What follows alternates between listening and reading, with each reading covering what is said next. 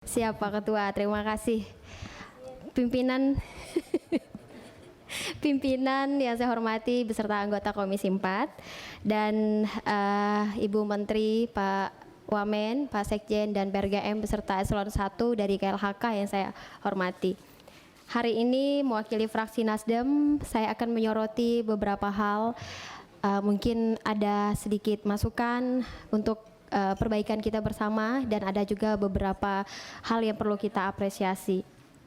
Yang pertama tentu kami dari fraksi Nasdem juga sama dengan fraksi lain menyoroti terkait serapan realisasi anggaran di tahun ini yang masih lemah, bahkan masih rendah dibanding dengan realisasi nasional kita, baru 44%, dan tentu kami terus mendorong juga KLHK terutama Eselon 1 untuk melakukan langkah-langkah cepat dalam realisasi anggaran ini.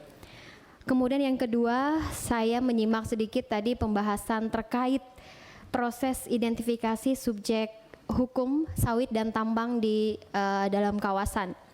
Nah, di sini kami fraksi Nasdem tentu juga menyambut baik serta memberikan apresiasi dan terus dorongan kepada KLHK untuk bisa lebih tegas dan cepat dalam menanggulangi persoalan ini. Dan tadi saya sedikit mencoba menghitung dari paparan yang disampaikan dari sekretariat. Memang waktu itu Komisi 4 meminta 2 provinsi sebagai sampel, yaitu Provinsi Kalteng dan Provinsi Riau. Nah, melihat dari data yang disampaikan, Provinsi Riau, saya hitung-hitung dari data preliminary map-nya yang sudah teridentifikasi, sudah terproses itu ada sekitar 87%, itu progresnya. Kemudian di Kalteng juga kami hitung-hitung sudah hampir kurang lebih 60% dari peta pendahuluan yang diberikan. Tentu bagi kami ini adalah salah satu langkah serius kami lihat dari KLHK dalam hal penanganan identifikasi subjek hukum sawit dan tambang di dalam kawasan. Tentu kami juga terus mendorong KLHK untuk melakukan proses ini dengan tahapan-tahapan yang tentunya dari koridornya KLHK dalam tugas fungsinya KLHK yang pada akhirnya tentu memberikan pendapatan kepada negara, karena di sini juga diprediksi hampir kurang lebih 20 triliun pendapatan negara di sini. Kemudian legalitas juga di sektor kehutanan juga tentu semakin baik. Kemudian yang ketiga, sama kami menyoroti terkait dana alokasi khusus ke daerah-daerah. Kami pertama sangat menyayangkan bahwa dana DAK di kehutanan maupun di lingkungan hidup itu turun hampir dibilang drastis dari 2022.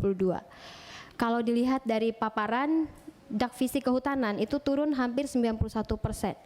Kemudian yang lingkungan hidup hampir 60%. Nah, di situ terkadang kami ada pertanyaan, Bu Menteri.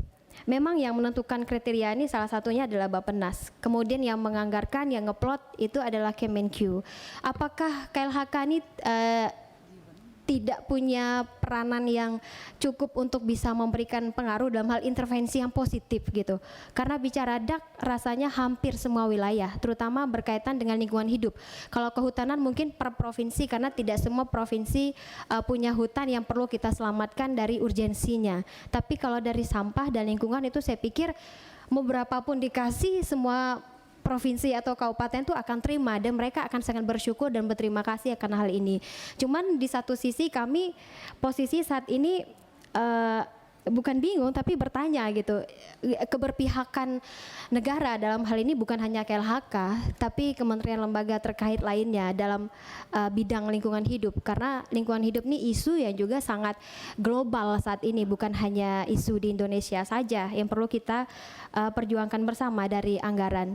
Dan mungkin satu lagi Bu Menteri untuk lingkungan hidup, saya tadi melihat Kalimantan Barat tidak termasuk salah satu pengusul. Dan memang ada kekeliruan bisa jadi dari daerah yang memang tidak mengusulkan. Tetapi menurut kriteria teknis dari provinsi dan kabupaten rasanya sangat disayangkan ketika Kalbar dan beberapa kabupaten potensial di sana tidak mendapatkan dana DAK ini. Dan sekarang sekedar informasi bahwa Kalimantan Barat sudah hampir banjir kembali dan masih di kabupaten yang sama seperti tahun lalu. Itu juga tidak lari dari persoalan-persoalan lingkungan hidup dan kehutanan yang terus terjadi di sana. Kemudian yang berikutnya terkait anggaran 2023, kami juga berterima kasih dan apresiasi karena dari pagu indikatif ada peningkatan sekitar 11,9%, kalau dirupiahkan sekitar 730-an miliar. Nah ini adalah angin segar bagi kita. Tentu kami juga berharap program-program yang sifatnya keberpihakannya untuk masyarakat terus diperluas dan terus dipertahankan yang sudah baik ini. Dan terakhir kami juga memberikan apresiasi kepada KLHK yang sudah mendorong pertumbuhan PDB sebesar 3,08% untuk nasional kita. Itu saja Pak Ketua dan Ibu Menteri, terima kasih.